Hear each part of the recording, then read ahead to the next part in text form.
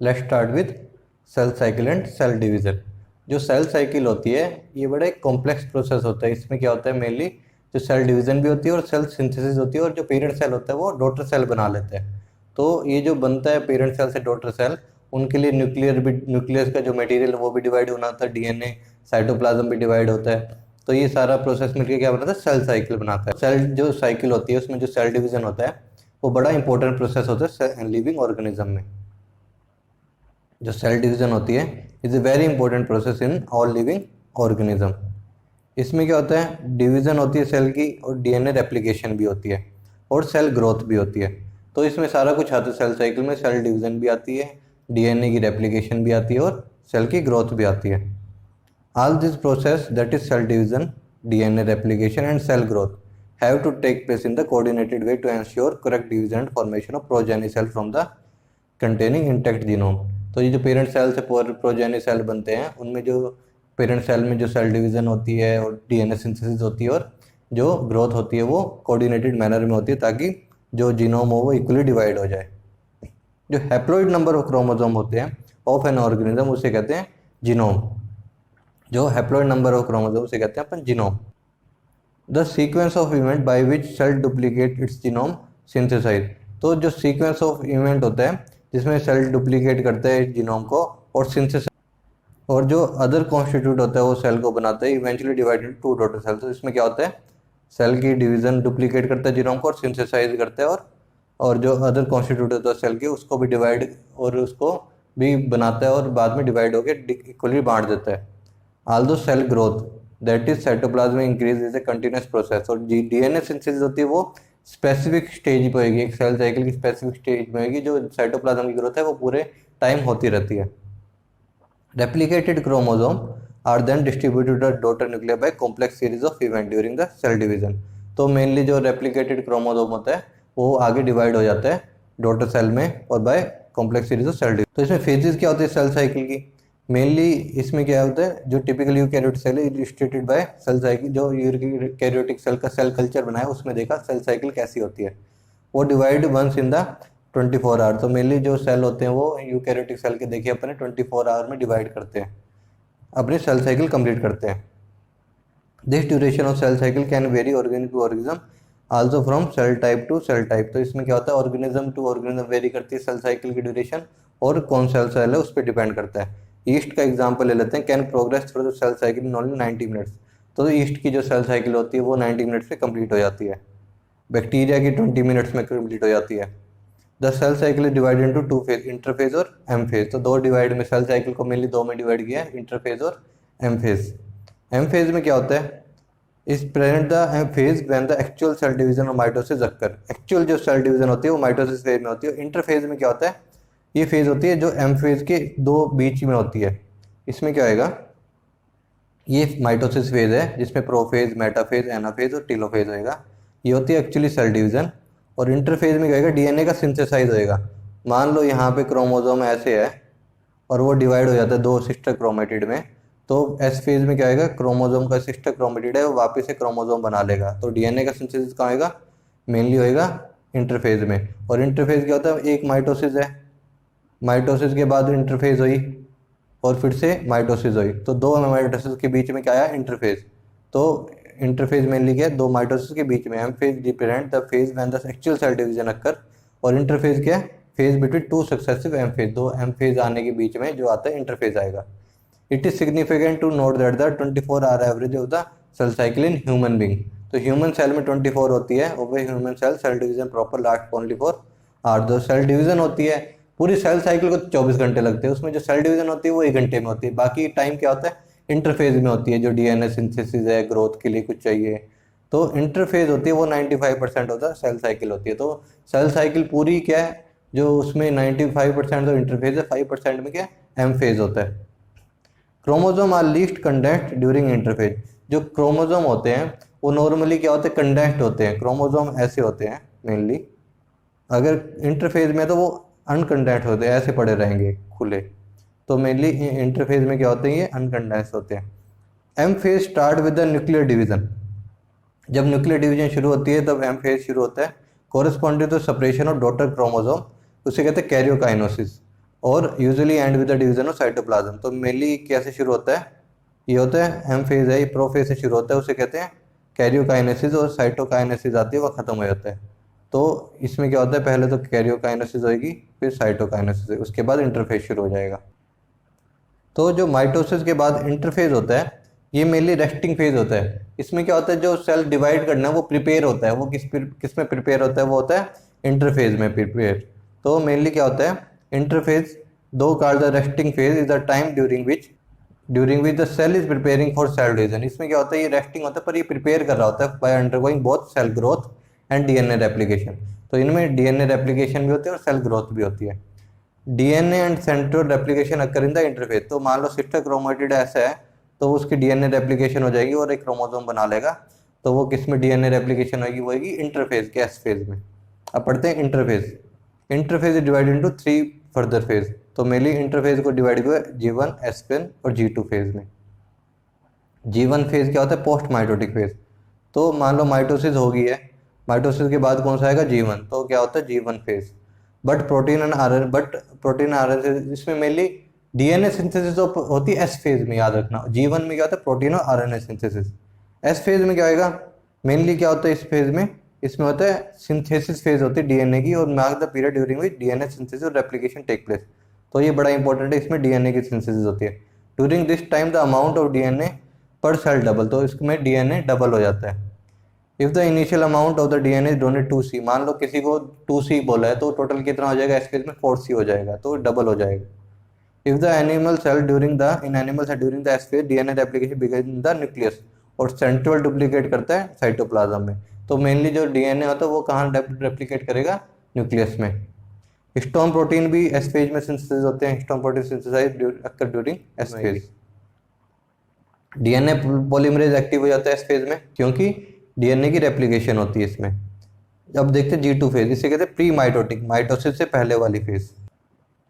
Pre mitotic मतलब जो cell, मान लो डिवीजन माइटोसिस है, जो सेल डिवाइड करना चाह रहे हैं, जो माइटोसिस में जाना चाह रहे हैं, उससे पहले जो फेज आती है वो G2 होती है, वो सेल को प्रिपेयर करती है। वो उसी में होती है जो सेल डिवाइड करना चाहते हैं। मान लो कोई सेल है, हार्ट सेल है, वो बॉडी में डिवाइड नहीं करना चाहता, तो उसके लिए प्रिपेयर नहीं होगी। Some cell in adult animal do not appear to exhibit division, and many other cells divide only occasionally as needed to replace they been lost because of injury and cell death। उसमें क्या होता है, जो divide करना चाहते हैं बस उसी में G2 फेज प्रिपेयर करेगी एम फेज में जाने के लिए। In animal mitotic cell division is only seen in the diploid somatic cell. तो एनिमल में क्या होता है, mitotic division mainly diploid cell में होती है, और प्लांट सेल में किस में होती है, ये हैप्लॉइड में भी हो सकती है, डिप्लॉइड में भी हो सकती है। तो ये जो माइटोसिस होती है, ये डिप्लॉइड और हैप्लॉइड का मतलब क्या होता है, डिप्लॉइड का मतलब ये होता है, जैसे मान लो एन क्या है, एन है number of chromosome of different size. तो अलग अलग साइज के कितने क्रोमोसोम है एक सेल में, उसे कहते हैं अपन एन नंबर। मान लो किसी में पेयरिंग नहीं है, मान लो किसी में, मान लो अपने जो ह्यूमन बींग है, इसमें तो 2 क्रोमोसोम एक ही शेप के होते हैं, एक ही साइज के होंगे, तो अपने यहाँ तो क्या हो जाएगा, डिप्लॉइड बन जाएंगे। मान लो डिफरेंट साइज के 23 हैं, तो जो सेम साइज के डबल हो जाएंगे वो हो जाएंगे 46। तो अगर मान लो 2 क्रोमोसोम एक ही साइज के हैं और टोटल डिफरेंट साइज के 23 हैं, और 2 क्रोमोसोम एक ही साइज के हैं, तो टोटल नंबर ऑफ क्रोमोसोम 46 बन गया। अगर किसी में 22 क्रोमोसोम है जो डिफरेंट साइज के हैं, और उनमें कोई भी पेयरिंग नहीं है, मतलब कि कोई भी सेम साइज के नहीं, सारे डिफरेंट 22 है, तो टोटल नंबर कितना हो जाएगा 22, और उनका जो डिफरेंट साइज का उनका नंबर भी 22 ही है, तो उनको कहेंगे n = 22। इसमें कोई 2n नहीं बनेगा, इनमें 2n नहीं बनेगा, उसे कहेंगे हैप्लॉइड। जिसमें पेयरिंग हो जाएगी उसे कहेंगे डिप्लॉइड। अगर 2 क्रोमोसोम एक ही शेप साइज के हो जाएंगे तो वो डिप्लॉइड बन जाएंगे, नहीं तो वो हैप्लॉइड रहेंगे। तो जिसमें प्लांट सेल होते हैं उसमें माइटो डिवीजन बहुत होती है हैप्लॉइड और डिप्लॉइड में। अब देखते हैं एम फेज। अब माइटोसिस होती क्या एक्चुअली और कैसे होती है माइटोसिस। माइटोसिस मेनली किसने डिस्कवर की, स्ट्रासबर्गर ने। और माइटोसिस टर्म किसने दी थी, फ्लेमिंग ने। तो जो माइटोसिस होती है ये मेनली टर्म फ्लेमिंग ने दी थी। Cell division is initiated by cytokinin. Cytokinin जो हार्मोन है वो सेल डिवीजन को हेल्प करता है और माइटोसिस फेज को आगे लेके जाता है। जो साइक्लिन होते हैं वो माइटोसिस से एसोसिएट होते हैं। साइक्लिन है वो एक हेल्प करते हैं सेल डिवीजन में। जो साइक्लिन होते हैं वो रिक्वायर होते हैं, और इसको जो साइक्लिन डिपेंडेंट काइनेज होता है is other protein, C D K protein essential for completion of cell cycle. तो साइक्लिन और सीडी के होते हैं, ये बड़ा हेल्पफुल करते हैं सेल साइकिल को कंप्लीट करने के लिए। तो जो माइटोसिस होती है उसको दो में डिवाइड किया, कैरियोकाइनेसिस और साइटोकाइनेसिस। कैरियोकाइनेसिस मेनली डीएनए को डिवाइड करना, जो क्रोमोसोम को डिवाइड करते हैं उसे कहते हैं कैरियोकाइनेसिस। और इसमें क्या होता है, साइटोकाइनेसिस में होता है साइटोप्लाज्म का डिवाइड होना। तो कैरियोकाइनेसिस को डिवाइड किया हुआ है प्रोफेज, मेटाफेज, एनाफेज और टीलोफेज में। तो suitable material for synthesis study of mitosis is the onion tip cell, root apex और नेल बेस। तो मेनली जो अनियन के रूट टिप सेल होते हैं उसको हेल्पफुल होते हैं माइटोसिस की स्टडी के लिए। This is the most dramatic period of cell cycle. तो सेल साइकिल तो मैंने पूरा बताया, इंटरफेज, माइटोसिस सब कुछ आ जाता है। अब सेल साइकिल के अंदर जो एम फेज होती है सेल डिवीजन वाली, वो सबसे ड्रामेटिक फेज होती है, क्योंकि इसमें खूब सारी रीऑर्गेनाइजेशन और खूब सारे कंपोनेंट डिवाइड करते हैं और अलग अलग बनते हैं। Since the number of chromosome in the parent और progeny cell is the same, it is का इक्वेशनल डिवीजन। इसमें क्या होता है, इक्वेशनल डिवीजन माइटोसिस और मियोसिस में डिफरेंस क्यों आता है। मान लो ह्यूमन क्रोमोसोम में n तो है 23, जो number of chromosome different size के हैं वो तो 23 हैं, तो n हो गया 23। और दो क्रोमोसोम एक ही जैसे हैं, मतलब पेयरिंग है, तो पेयरिंग की वजह से डिप्लॉइड हो जाते हैं, तो ये बनाते हैं 2n = 46। तो अब क्या होएगा माइटोसिस में, तो ये होएगा कि एक क्रोमोसोम दो सिस्टर क्रोमेटिड का बना हुआ है, दो सिस्टर क्रोमेटिड का बना हुआ है। तो इसमें क्या होएगा, एक क्रोमोसोम अलग अलग सिस्टर क्रोमेटिड में डिवाइड हो जाएगा, और ये बाद में इंटरफेज में ये जाके डीएनए एक क्रोमोसोम बना लेगा। एक क्रोमेटिड से एक क्रोमोसोम बन जाएगा।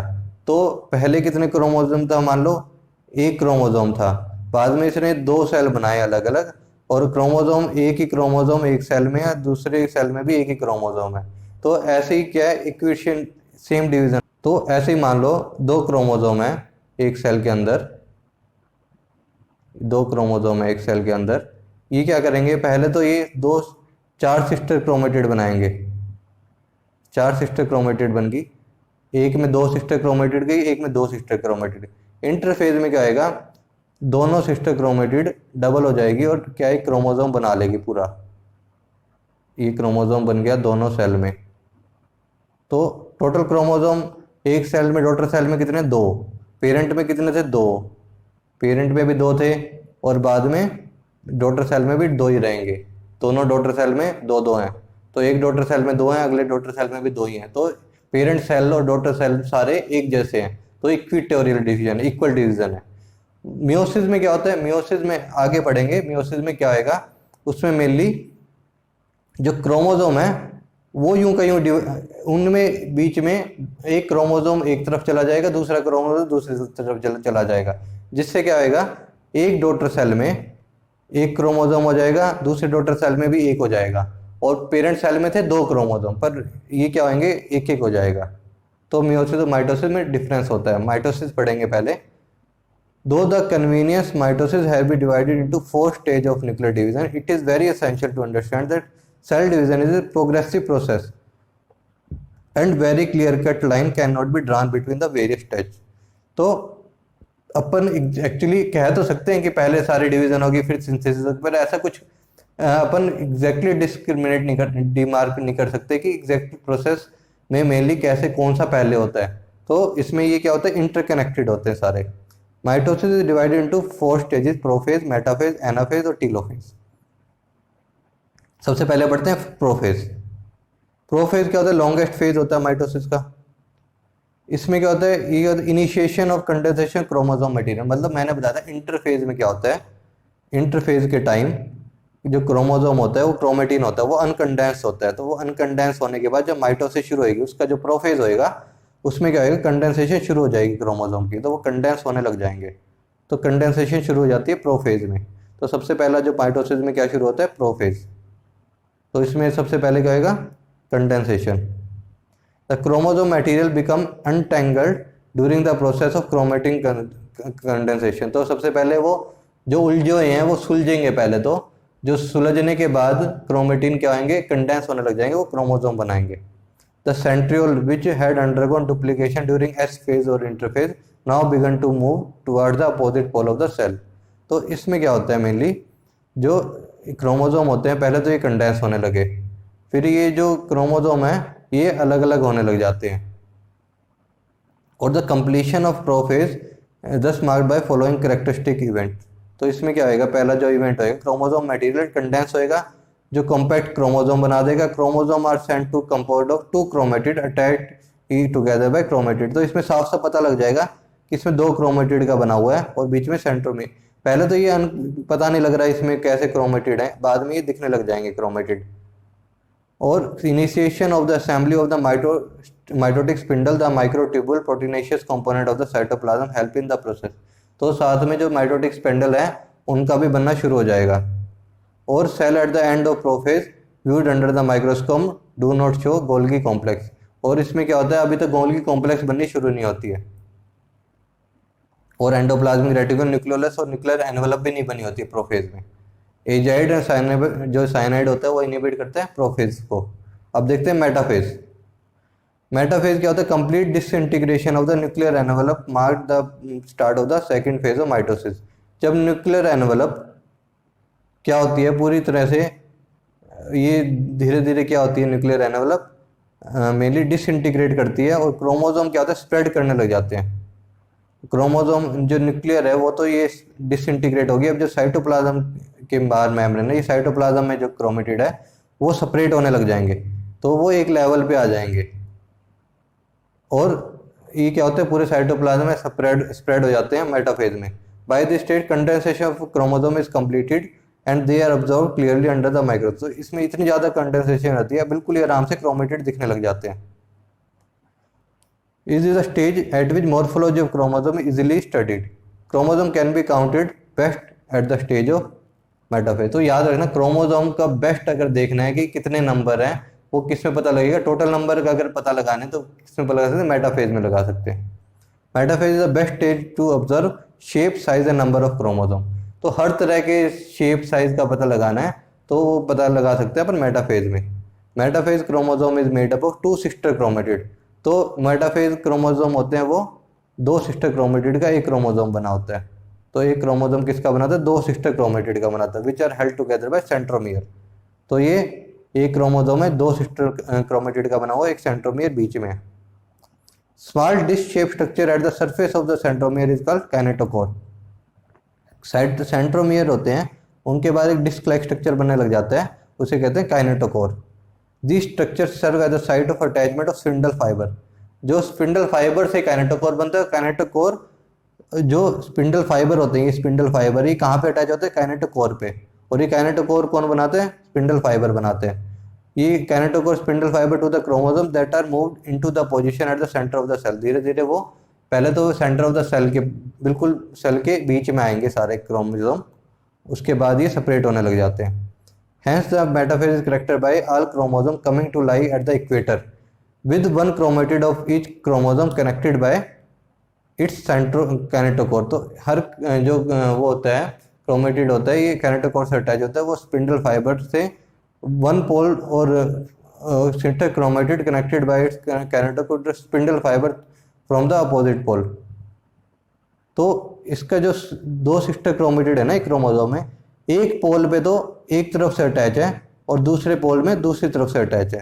तो इसके दो पोल होते हैं, तो वन पोल से अटैच होता है और इसका जो सिस्टर क्रोमेटिड होता है वो भी काइनेटोकोर स्पिंडल फाइबर ही अटैच करता है काइनेटोकोर से, वो दूसरे पोल पे अटैच होता है। The plane of alignment of chromosome at the metaphase is rest as metaphase plate. तो ये पूरी जो अरेंजमेंट होती है क्रोमोसोम कहते हैं मेटाफेज प्लेट। की फीचर क्या होता है मेटाफेज का, स्पिंडल फाइबर अटैच होते हैं kinetochore of the chromosome.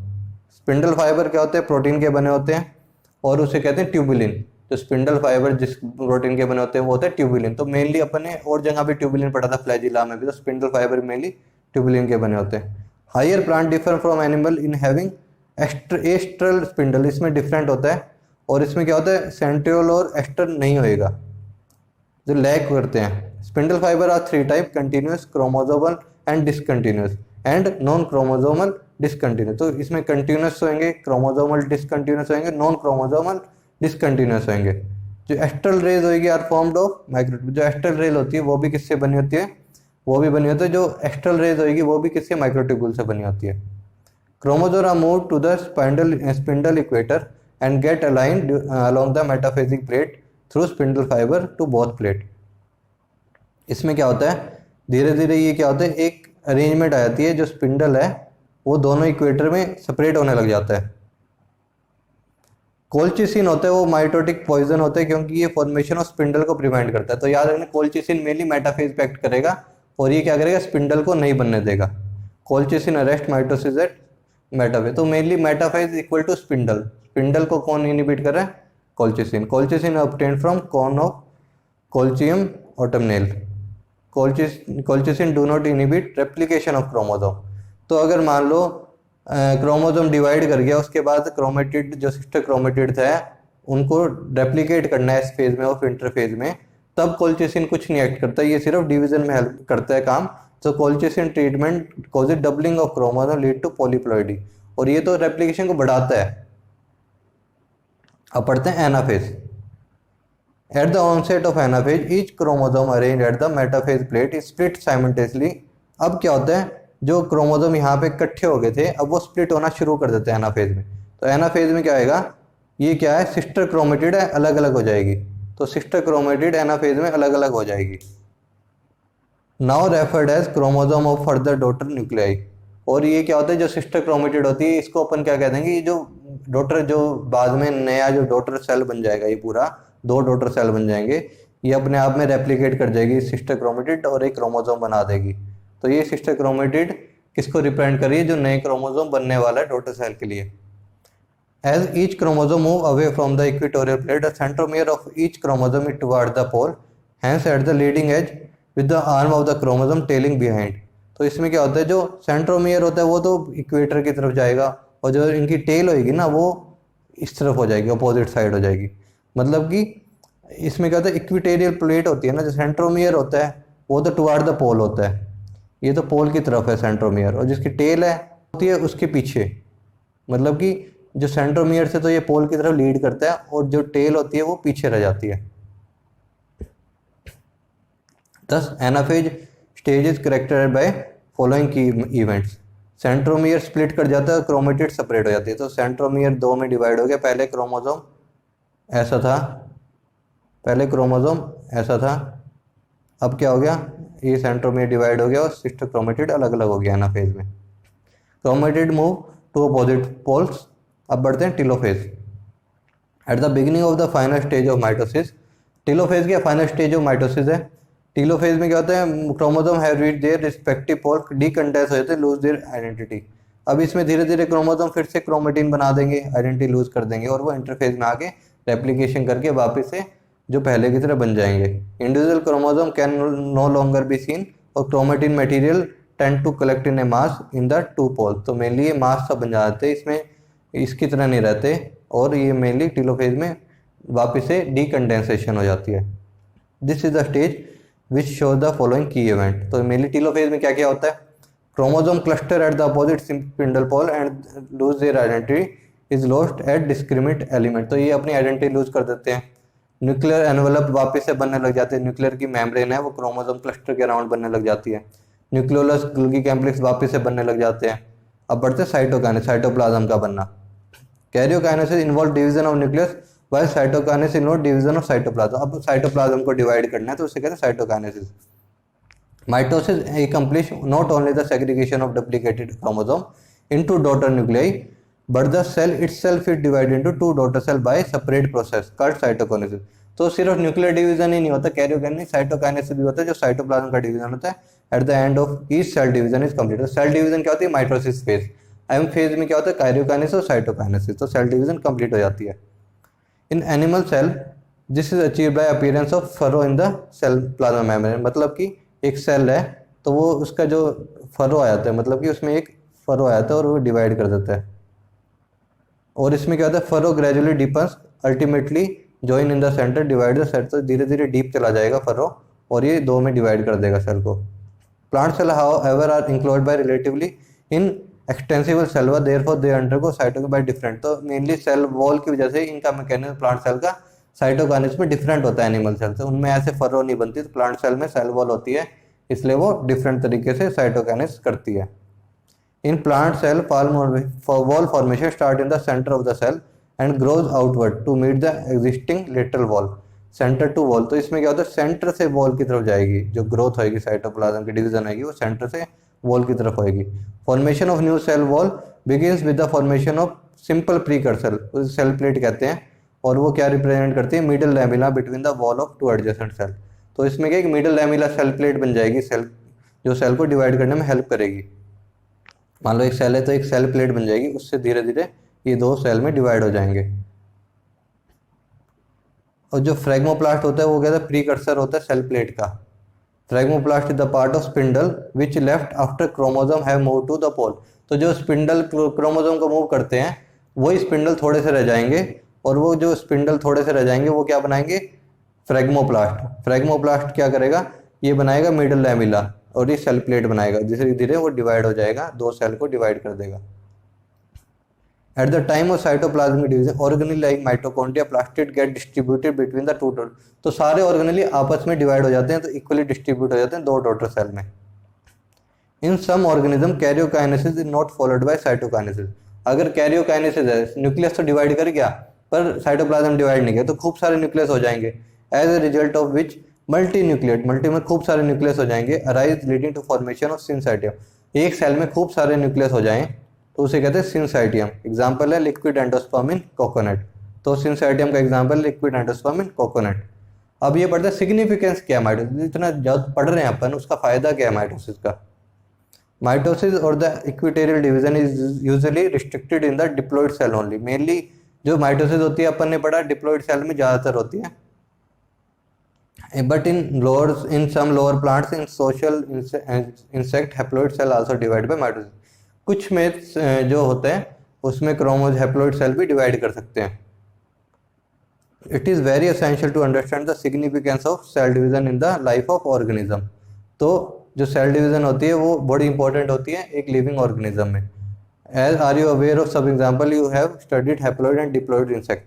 Mitosis resulting production of diploid daughter cell with identical genetic complement. तो माइटोसिस में आपने क्या देखा, डिप्लॉइड सेल होते हैं वो जो दो में डिवाइड होते हैं और इक्वली डिस्ट्रीब्यूट हो जाते हैं इनमें क्रोमोसोम।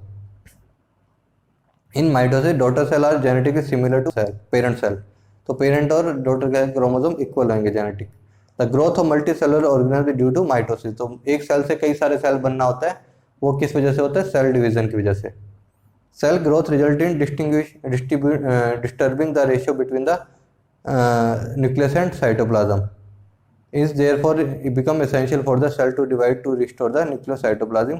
तो सेल ग्रोथ से तो क्या होता है, बनता रहेगा वो, फिर धीरे धीरे उनमें डिवीजन हो जाएगी तो वो क्या होगा, वापस से इक्वली डिस्ट्रीब्यूटेड हो जाएगा हर सेल में।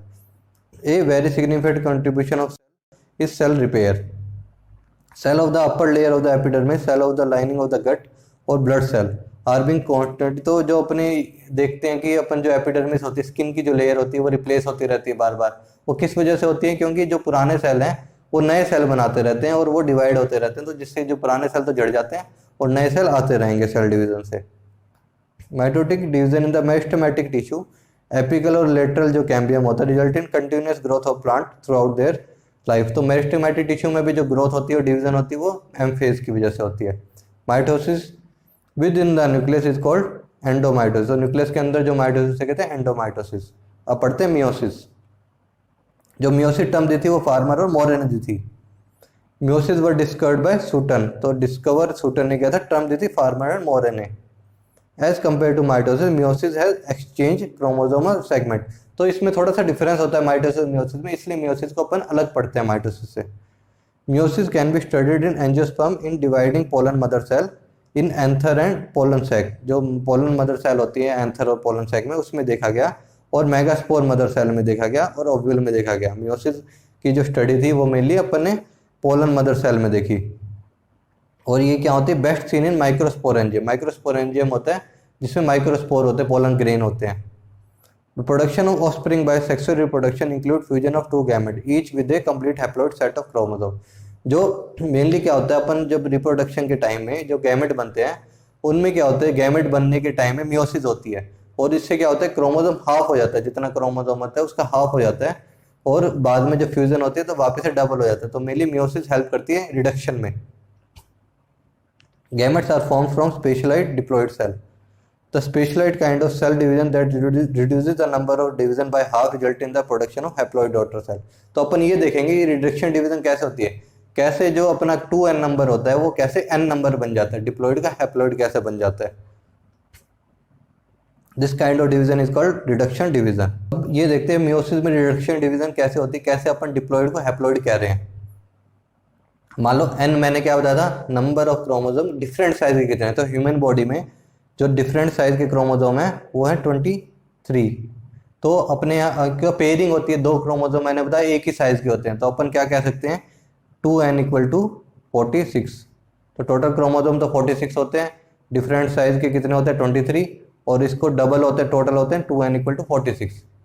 तो जो हैप्लॉइड है उसमें क्या होना चाहिए, n इक्वल टू 23 होता है। मान लो किसी में दो ही क्रोमोसोम है, एक सेल में दो क्रोमोसोम है, ठीक है। तो दोनों क्रोमोसोम का जो साइज है वो सेम है, तो इसका जो साइज सेम है तो number of chromosome different size के कितने, एक, और टोटल नंबर ऑफ क्रोमोसोम कितना हो गया 2n इक्वल टू 2। तो ये डिप्लॉइड थे, इनमें दो जो क्रोमोसोम थे वो सेम साइज के थे इसलिए उसको डिप्लॉइड कह दिया, पर नंबर ऑफ डिफरेंट साइज के एक ही था, उसे फिर क्या हो गया उसका हैप्लॉइड कितना बन जाएगा, एक। तो मियोसिस में क्या होएगा, अगर मान लो दो क्रोमोसोम है, अगर एक सेल में दो क्रोमोसोम है तो वो ऐसे डिवाइड हो जाएंगे। माइटोसिस में क्या हुआ था, जो क्रोमोसोम थे वो डिवाइड कैसे हो रहे थे, वो ऐसे हो रहे थे, चार क्रोमेटिड बन रहे थे। तो जिसके कारण जब ये डिवीजन हो रही थी उसके बाद जो डॉटर सेल बनता था क्रोमेटिड वापस से डबल हो रहे थे, पूरा एक क्रोमोसोम वापस से बना लेते। तो एक सेल में कितने हो रहे थे, दो क्रोमोसोम, तो ऐसे दूसरे डॉटर सेल में भी क्रोमेटिड वापस से क्या हो रहा था, रेप्लिकेट हो रहा था। तो ये दोनों क्रोमेटिड वापस से रेप्लिकेट होकर क्या बना देंगे, ये और ये बना देंगे। माइटोसिस में तो क्या हो रहा था, तो माइटोसिस में तो क्या हो रहा था, डॉटर सेल के पास दो क्रोमोसोम थे और पेरेंट सेल के भी दो क्रोमोसोम थे। पर मियोसिस में क्या हो रहा है, जो दो क्रोमोसोम है ये यहाँ पे डिवीजन ऐसे हो रही है कि ये दो पूरा क्रोमोसोम ये दोनों अलग हो रहे हैं, क्रोमेटिड इनके अलग नहीं हो रहे हैं, ये पूरे क्रोमोसोम अलग हो रहे हैं, जिसके कारण डॉटर सेल जब बनेंगे उसमें क्या होएगा, क्रोमोसोम ऐसा होएगा, एक ही क्रोमोसोम होएगा, एक क्रोमोसोम एक डॉटर सेल में दूसरे में, पर पेरेंट सेल में दो थे। तो जो इसका जो नंबर है इसमें कितने हैं, नंबर ऑफ साइज टोटल भी एक है, तो टोटल भी एक है, और जो डिफरेंट साइज के हैं वो भी एक है, तो इनका जो डिफरेंट साइज के वो एक है। पर इसमें कोई पेयरिंग है, इसमें कोई दो साइज, इसमें तो पेयरिंग थी पेरेंट सेल में, तो दो एक जैसे थे, तो अपन 2n इक्वल टू 2 कह दिया था, n इक्वल टू 1 था, डबल कर दो तो 2। पर डॉटर सेल में क्या हुआ, कोई पेयरिंग नहीं है, जिसके कारण n इक्वल टू 1 रहेगा। माइटोसिस में क्या हुआ था, इसे कह सकते हैं अपन 2n इक्वल टू 2, क्योंकि कितने डिफरेंट साइज के हैं, डिफरेंट साइज के एक ही है, ये दोनों सेम साइज के हैं, तो n equal to 1, different size का एक ही है, तो ये सेम साइज के जो डबल हो गए 2। अब हुआ डॉटर सेल, डॉटर सेल में भी क्या हुआ, सेम है, इसमें भी क्या हुआ, डिप्लॉइड थे दो, n इक्वल टू 1 और डिप्लॉइड इक्वल टू 2। तो अगर जहाँ मान लो मियोसिस होती है उसमें तो क्या होगा, रिडक्शन हो जाएगी, डिप्लॉइड के हैप्लॉइड बन जाएगा। जो मियोसिस होती है वो क्या करती है, production of the haploid phase in the life cycle of sexually reproductive organism. तो जो हैप्लॉइड फेज जब सेक्सुअली रिप्रोडक्टिव जब गैमेट बनता है उसमें हेल्प करती है meiosis, whereas fertilisation restore the diploid phase. अगर मान दो डॉटर सेल बन गए जिनमें n है, जब उनमें फ्यूजन होगी वापस से क्या बन जाएगा, 2n बन जाएगा। तो मान लो इन दोनों क्रोमोसोम में फ्यूजन होती है तो वापस से कितना बन जाएंगे, ये सेम बन जाएगा पेरेंट सेल की थे, तो इनका भी क्या हो जाएगा 2n इक्वल टू 2। तो ये फर्टिलाइजेशन वापस से रिस्टोर कर लेती है। We come across meiosis during gametogenesis in plant and animal. तो मेनली गैमेट जब बनते हैं तो मियोसिस होती है। This lead to formation of haploid gamete. तो अभी मैंने बताया मियोसिस से हैप्लॉइड, डिप्लॉइड से हैप्लॉइड कैसे बनता है। The key feature of meiosis are as follows. तो इसमें क्या होता है, मियोसिस में क्या होता है, two sequential cycle of nuclear और सेल डिवीजन होगी। इसमें भी क्या होगा, एक न्यूक्लियर डिवीजन होगी और साइटोप्लाज्म। जो सेल की डिवीजन में क्या होगा, मियोसिस 1 होगी, मियोसिस 2 होगी। तो इसमें दो स्टेप होते हैं, मियोसिस 1 और मियोसिस 2। और single cell cycle DNA replication एक ही बार होएगा पर डिवीजन दो बार होगी। Meiosis involve two nuclear division and 1 chromosome division, hence it is called double division. इसमें क्या होगा, मेनली जो क्रोमोसोम का है वो तो डिवाइड दो बार होएगा, रेप्लिकेशन एक ही बार है, इसलिए कहते हैं अपन reduction division. Meiosis 1 is initiated after the parental chromosome have replicated to produce identical sister chromatid at the S phase। इसमें क्या होगा, जो क्रोमोसोम होता है, जब अपन ने पढ़ा था कि एस फेज में क्या होता है, एस फेज ऑफ इंटरफेज में क्या होता है, रेप्लिकेशन हो जाती है। तो जब रेप्लिकेशन होने के बाद क्रोमोसोम बन गया, ये पूरा क्रोमोसोम बन गया, तो इसके बाद क्या होएगा, म्योसिस 1 होएगा। Meiosis involve planning pairing of homologous chromosome ring combination between them. अब क्या हो रहा है, इसमें देखो कितने क्रोमोसोम है, एक क्रोमोसोम ये है, एक इसके पीछे है, तो ये टोटल 2 है, यहाँ पे भी 2 है। इसमें क्या हो रहा है, जो क्रोमोसोम है ये होमोलोगस जो पेयरिंग है, वो पेयर अपने आप पास पास आ जाएंगे। तो मैंने बताया था एन तो कितने 23, पर पेयरिंग होती है, 2 क्रोमोसोम हमेशा सेम होंगे। तो क्या होता है, 2 क्रोमोसोम सेम है तो वो आपस में पेयरिंग इकट्ठे हो जाएंगे, और इनमें क्या होएगा, इसका जेनेटिक मटेरियल यहाँ चला जाएगा और इसका यहाँ चला जाएगा। तो जेनेटिक मटेरियल का जो इनमें साइज तो सेम है और शेप भी सेम है दोनों में, पर इनका जो जेनेटिक मटेरियल होता है ना, जीन, वो डिफरेंट होते हैं। तो क्या होता है, जीन डिफरेंट होने के कारण जीन में ये क्या होती है, ट्रांसफर हो जाता है, और उसे कहते हैं अपन रिकम्बिनेशन। जीन का ट्रांसफर होना होमोलोगस क्रोमोसोम में, जो उसे कहते हैं रिकम्बिनेशन। जो 4 हैप्लॉइड सेल होंगे वो बन जाएंगे eight the end of meiosis 2। जब पूरी म्योसिस खत्म हो जाती है तो अपन देखेंगे कितने हैप्लॉइड सेल बनते हैं। Meiotic event can be grouped under the following phase. तो म्योसिस किस में होती है, म्योसिस 1। म्योसिस 1 को 4 में डिवाइड किया हुआ है। 4 क्या क्या, प्रोफेज 1, मेटाफेज 1, एनाफेज 1, टेलोफेज 1। तो अपन ये देखेंगे कि म्योसिस 1 में क्या होता है जो माइटोसिस से डिफरेंट है। माइटोसिस में तो अपन ने ये देखा था कि जो क्रोमोसोम है वो क्या होता है, क्रोमेटिड में डिवाइड होता है। इसमें क्या हो रहा है, जो पूरे के पूरा क्रोमोसोम है पेयर हुआ है, ये दोनों डिवाइड हो जाएंगे, यूं क्यों, आपस में एक्सचेंज हो जाएंगे। अब पढ़ते हैं अपन प्रोफेज 1। प्रोफेज 1 क्या होता है, म्योसिस 1 में होएगा, और ये थोड़ा सा प्रोफेज के माइटोसिस से डिफरेंस होता है। जो माइटोसिस में प्रोफेज होता है उससे डिफरेंस होता है थोड़ा सा। तो प्रोफेज क्या होता है, the first meiotic division is typically longer and more complex when compare to prophase of mitosis. इसमें क्या होता है, इसको फर्दर डिवाइड कर देते हैं अपन 5 फेज में, leptotene, zygotene, pectin, diplotene, diakinesis. तो ये इंपॉर्टेंट है कि प्रोफेज 1 को 5 में लिप्टोटीन, जाइगोटीन, पैक्टिन, डिप्लोटीन और डाइकाइनेसिस, तो इसको 4-5 में डिवाइड कर दिया है। और जो लिप्टोटीन होती है, इसमें क्या होता है, इस स्टेज में होता है chromosome become gradually visible under the light micro. तो इसमें कंडेंसेशन शुरू हो जाती है और कंडेंसेशन होकर क्रोमोसोम दिखने लग जाते हैं। तो लेप्टोटीन में क्या होता है, condensation. Compaction of chromosome continue throughout the leptotene. तो लेप्टोटीन में मेनली क्या है, कंडेंसेशन, याद रखना। In leptotene phase chromosome appear thin long thread like. The bead like thicken portion of the leptotene chromosome are called chromomere. तो bead like कुछ thickening हो जाती है लेप्टोटीन क्रोमोसोम में, उसे कहते हैं अपन chromomere. This is followed by second phase of the prophase 1, उसे कहते हैं जाइगोटीन। लेप्टोटीन के बाद है जाइगोटीन। जाइगोटीन में क्या होएगा, during this stage chromosome start pairing together. This process of association is called synapsis. तो जाइगोटीन में क्या होएगा, साइनेप्सिस होएगी। इसमें क्या होता है, मान लो एक क्रोमोसोम ये है और इसके साथ पेयर क्रोमोसोम है डिप्लॉइड में, तो दोनों ये पास पास आ जाएंगे, उसे कहते हैं synapsis. Such paired chromosome are called homologous. तो इन दोनों क्रोमोसोम को हम कहेंगे homologous chromosome. In synapsis 2 homologous chromosome are connected at chromomere. दोनों ये कहाँ पे अटैच हो जाएंगे, क्रोमोमियर में। और बाद में क्या होता है, इसमें देखा गया एक सिनेप्टो कॉम्प्लेक्स बन जाता है। इसमें क्या हुआ, इलेक्ट्रॉन माइक्रोस्कोप में देखा, indicate the chromosome synapsis is compared by formation of complex structure synaptonemal complex. तो इसमें सिनेप्टोनीमल एक जो साइनेप्सिस होती है वहाँ पे एक सिनेप्टोनीमल कॉम्प्लेक्स बन जाता है। Complex formed by pairing of synapt homologous chromosome is called bivalent और टेट्राड। तो मान लो होमोलोगस क्रोमोसोम है ये, तो ये मान लो ऐसे होमोलोगस है, ये सिनेप्टोमेटल कॉम्प्लेक्स बन गया, तो उन्हें कहेंगे बायोवेलेंट या 4 क्रोमेटिड है ये, तो उसे कहेंगे tetrad.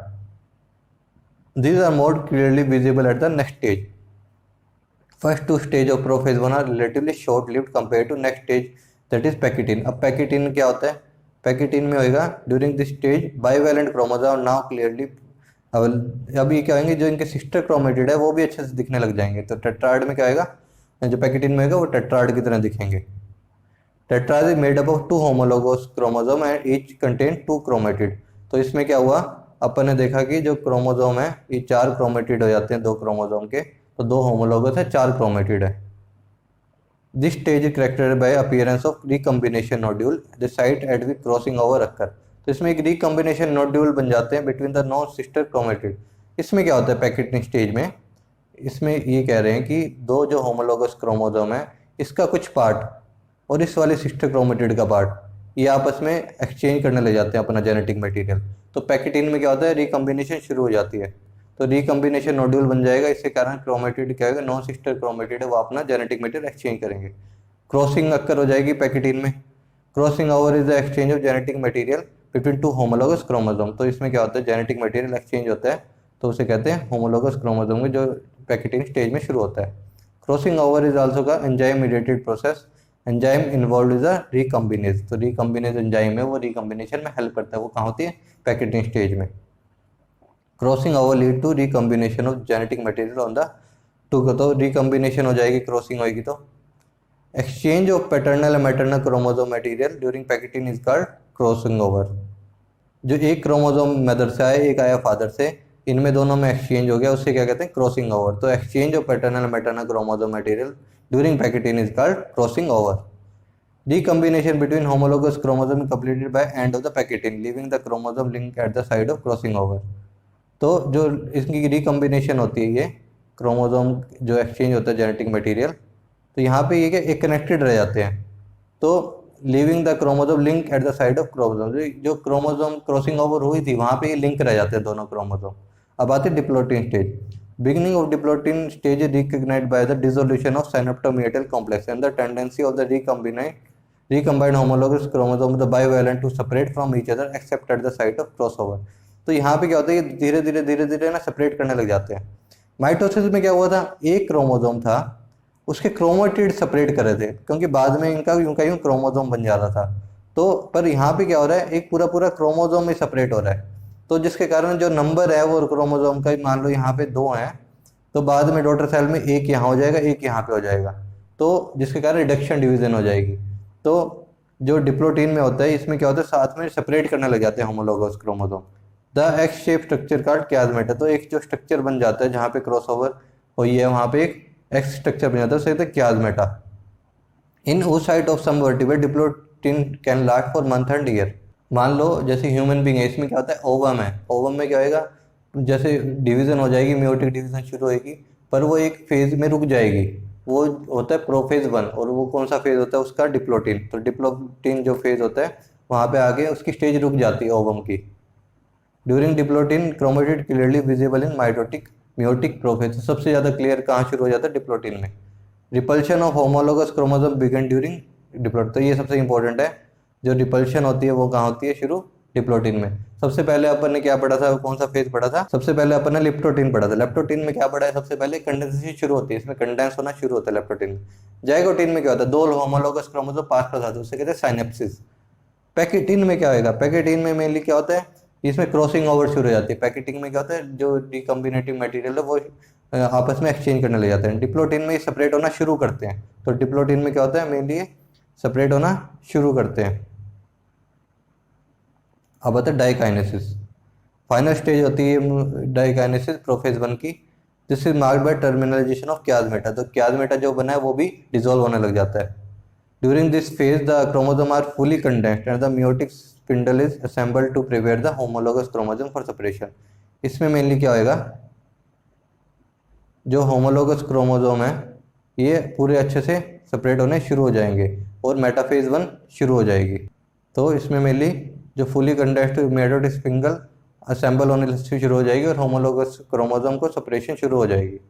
By the end of diakinesis nucleolus disappear हो जाता है, न्यूक्लियर एनवलप भी टूट जाती है और ये सारा न्यूक्लियर मटेरियल साइटोप्लाज्म में आता है।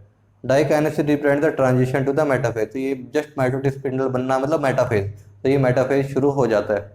मेटाफेज 1 में क्या होगा, बाइवैलेंट क्रोमोसोम है align on the equatorial plate. तो ये क्या होता है, मेनली इक्विटोरियल प्लेट बना लेते हैं इसमें भी, और मेटाफेज शुरू हो जाती है 1।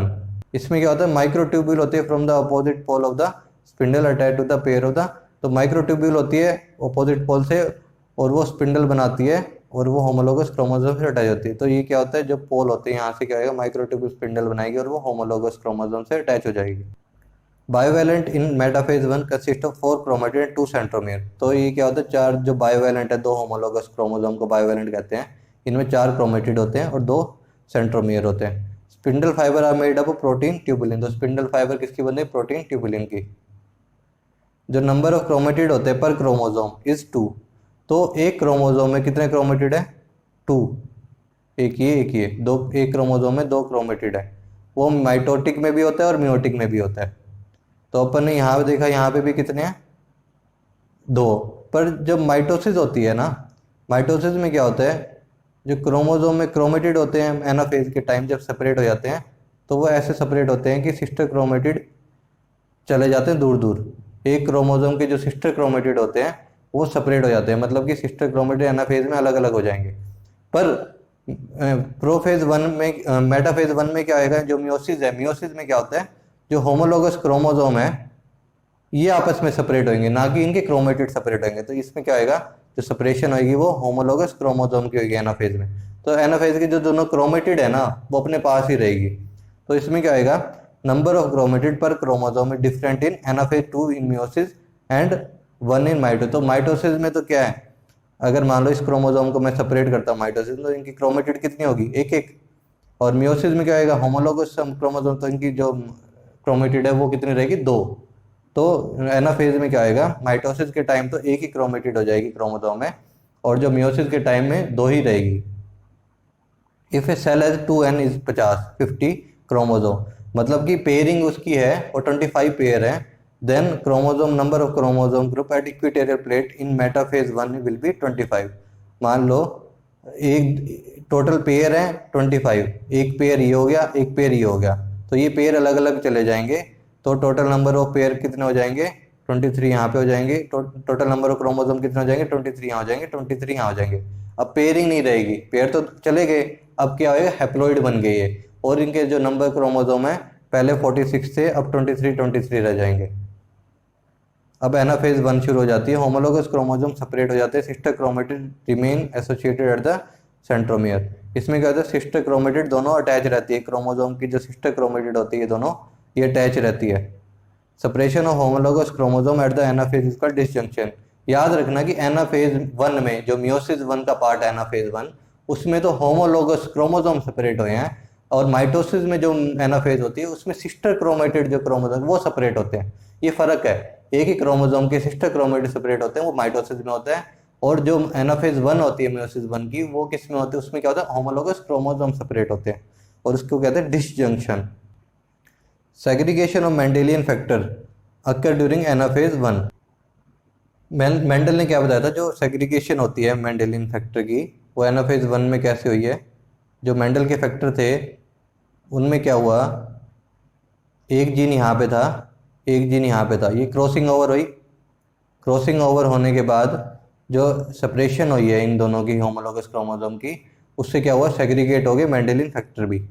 और pivot movement of the dyad occur during the anaphase 1, तो ये पोल की तरफ चले जाएंगे डायड, और ये क्या एनाफेज 1 में हो जाएगा। इन meiosis 1 centromere do not divide.